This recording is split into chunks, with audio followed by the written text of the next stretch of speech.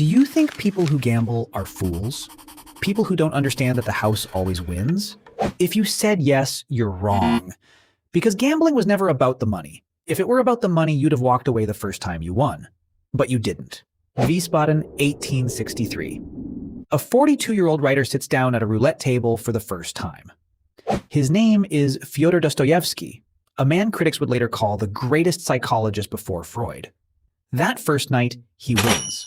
And that turns out to be the worst thing that could have happened to him. To understand why, you have to go back further than Dostoevsky, further than roulette, further than money itself. Somewhere in Mesopotamia, 5,000 years ago, someone drops an animal bone on the ground and waits to see which side it lands on. That's the first dice roll in recorded history. The instinct behind it is older than history. Human brains were shaped by a world where nothing was guaranteed. Not food, not safety, not tomorrow. The ones who could tolerate uncertainty, even crave it, were the ones who survived long enough to pass that trait on. Risk isn't a flaw in your wiring. It is your wiring. The problem is that the world changed and your brain didn't, and eventually something came along built specifically to exploit that old instinct. In the 1950s, a psychologist named B.F. Skinner put a pigeon in a box. Every time it pecked a lever, food came out.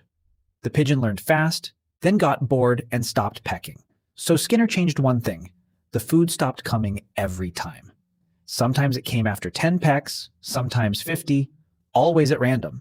The pigeon lost its mind. It pecked until it collapsed from exhaustion. Skinner called this variable reinforcement. And it remains the most addictive pattern ever documented in behavioral science. Your brain is that pigeon. And most people assume the reward comes from winning. It doesn't. Brain scans show the dopamine spike happens in the anticipation. The second the wheel is still spinning before anyone knows anything. The moment you win, dopamine drops. The moment you lose, it drops further. Which means what you're addicted to was never the win. It's the waiting. 30 years before Skinner's pigeon, in 1894, a German mechanic in San Francisco built a machine he had no idea would rewrite the century. He called it the Liberty Bell. He couldn't patent it.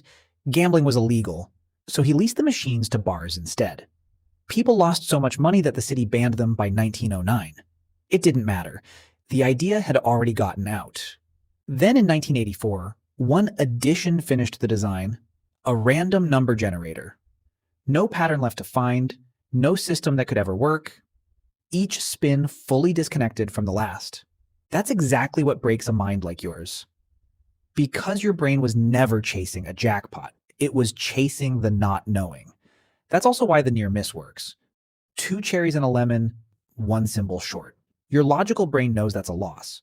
Your older brain registers it as almost a win. That's not an accident. Machines are engineered to serve you more near misses than random chance would ever produce on its own. Back to Wiesbaden. That first win cost Dostoevsky 8 years of his life. He pawned his watch, then his ring. He borrowed from his brother, his friends, his publisher, and lied to all of them. He was convinced he'd cracked a system no one else could see.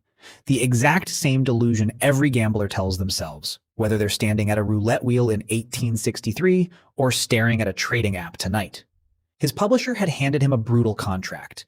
Deliver a new novel by November 1st, 1866, or lose the rights to everything he'd ever write for the next 9 years. Dostoevsky set Crime and Punishment aside, hired a stenographer named Anna, and dictated an entire novel, The Gambler, in 26 days.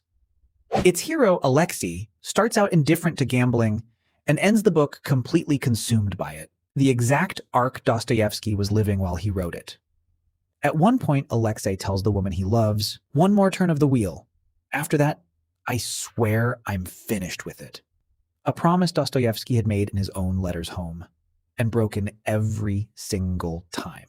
Freud later called it boundless megalomania, the belief that you, specifically, are exempt from odds that apply to everyone else. Anna became his wife. 10 years later, in 1871, she was the one who finally got him to walk away from the table for good. Gambling was never a bad habit. It's a machine built out of biology, psychology, and history, running on wiring that's been in your skull since before anyone thought to write anything down. Dostoevsky spent 8 years trapped inside that machine, and what came out the other side is still being read 200 years later. Maybe that's the actual lesson. Anything with enough power to destroy you, once you understand exactly how it works, has just as much power to build something out of you instead. If this helped you name something that's been sitting in the back of your mind, hit like. And if you want more of this, stick around.